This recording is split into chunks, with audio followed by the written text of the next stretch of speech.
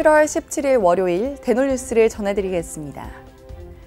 한국보건산업진흥원이 최근 발간한 2022 외국인 환자 유치 실적 통계 분석 보고서에 따르면 지난해 한국 치과의원을 방문한 외국인 환자 수는 5,618명으로 전년 대비 133.5% 증가한 것으로 나타났습니다.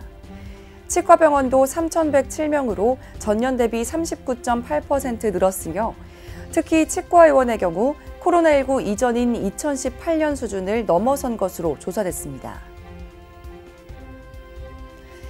서울지부 선거제도 개선 TF위원회가 지난 5일 초도 회의를 열고 9회 활성화를 위한 선거제도 개편에 첫 발을 내딛었습니다. 이날 회의에서는 위원들에게 위촉장을 전달했으며 차기 위원회에서는 현행 선거제도 평가와 회장단 선거에 대한 재규정 및 보고서 등을 검토하기로 했습니다. 사랑니 발치 치료 중 신경 손상으로 재판에 오른 치과의사가 700만 원을 배상하게 됐습니다. 재판부는 환자 A씨는 사랑니 발치 치료 후 혀의 감각 마비 증상을 겪었고 환자의 장애 부위와 정도, 설명 의무 위반 등을 고려해 700만 원의 손해배상 판결을 내렸다고 밝혔습니다. 서울대 치의학대학원 치주과학교실 구영 교수가 UCLA 치과대학을 방문해 현지의 교수진 및 치대생들에게 특강을 펼쳤습니다. 이날 강연에서 구영 교수는 조직 유도 재생술과 임플란트 주위골 재생술이 동시에 적용된 증례를 공유하고 관련 이론에 대해 설명했습니다.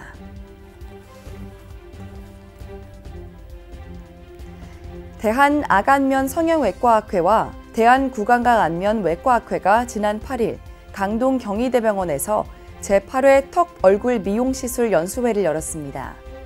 핸즈온 등 실습 연수회로 진행된 이번 연수회에서는 치과에서 예뻐지자라는 주제로 미용 성형에 대한 노하우가 공유됐습니다. 성남시 치과의사회가 회원들을 위해 디지털 덴티스트리의 최신 흐름을 공유하는 뜻깊은 자리를 마련했습니다. 최근에 열린 디지털 덴티스트리 세미나에서는 구강 스캐너를 주제로 각 제품의 특징과 장단점, 실제 사용법 등이 상세하게 소개돼 눈길을 끌었습니다. 부산대학교 치과병원이 최근 아동 유관기관 종사자 및 아동들을 대상으로 구강관리 교육을 실시했습니다. 이번 교육에서는 부산대 치과병원 백윤아 교수가 연자로 나서 부정교합의 정의부터 교정치료 과정까지 부정교합과 교정치료에 대해 강연을 펼쳤습니다. 최근 부실채권, 방만 경영 등으로 뱅크런 사태를 겪은 일부 새마을금고와 달리 서울치과의사신협이 6월 말 가결산 후 연체 대율 비율은 1.97%에 불과하다고 밝혔습니다. 이번 일부 새마을금고 부실 경영의 주된 원인인 PF 대출은 단 한 건도 없는 것으로 확인됐습니다.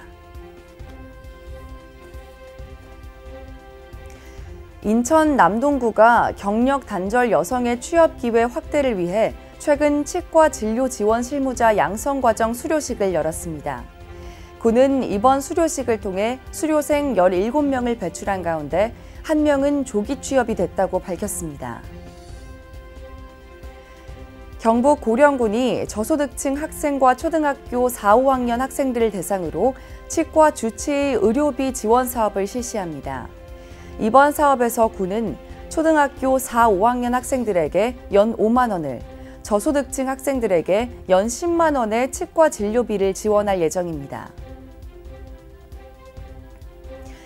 대한치과위생사협회 인천시회와 인천시 지역장애인 보건의료센터가 장애인 건강 증진을 위한 업무 협약을 체결했습니다. 이번 협약을 통해 양측은 구강건강 교육활동 등 상호 협력을 약속했습니다. 충북 유원대학교 치위생학과가 지난 12일 영동군 가족센터에 구강위생용품을 기부했습니다. 유원대 치위생학과는 매년 봉사활동을 진행해왔으며 홈커밍 바자회에서 얻은 수익금을 지역사회에 기부해왔습니다. 대놀뉴스는 치과인 여러분의 제보를 기다립니다. 경조사, 인사동정, 봉사활동, 각종 행사 소식 등 치과계에 공유할 어떠한 소식도 좋습니다. 화면에 보이는 이메일이나 전화, 카카오톡 채널에 제보해 주시면 대놀뉴스에 반영 가능하고 우수 제보자에겐 소정의 상품도 드리겠습니다. 이상으로 대놀뉴스를 마칩니다. 고맙습니다. 곰탕은 8,000원. 특곰탕은 10,000원? 특곰탕은 뭐가 다른겨? 뭐가 달라도 다르겠죠. 임플란트 하면 좋은겨? 뭐가 달라도 다르겠죠. 오스템 임플란트.